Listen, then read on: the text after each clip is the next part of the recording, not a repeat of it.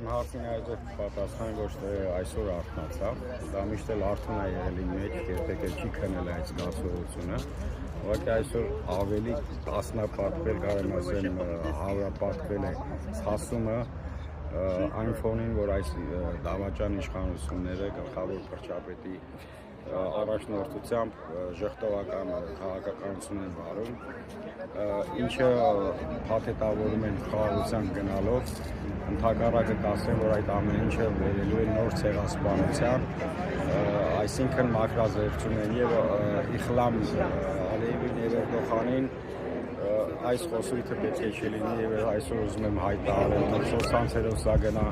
որ Թուրքը իմ թշնամին է, Ազերին իմ թշնամին է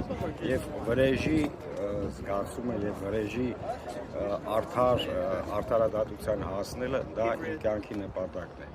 Չգիտեմ քանի տարի դա կտևի, բայց մինչև այդ հատուցումը, այդ ցասումը մենք չհասնենք նպատակի, երբեք էլ չենք հանգստանա։ Այսինքն միայն այսօր չի, որ այդ զգացումը ինչ-որ եկաստեղ լցվեց, այդ զգացումը ես ամեն օր եմ ապրում, մանավանդ, որ այսօրվա իշխանությունները խոսում են լրիվ հակառակ եւ կարող ենք ասել այս վերջերս սոցցանցերում մեկը կար ասում էր դեսպանատունը ադրբեջանական նոր մարաշում է, դա սուտ է, Ադրբեջանի դեսպանատունը եւ Թուրքիայի դեսպանատունը այսօր գտնվում է կառավարության շենքում հանձինս Նիկոլօղլի Փաշայի գլխավորությամբ։ Այս կանը Թուրքը իմ թշնամին է եւ մենք պետք է հասնենք մեր արդար լուսմանը։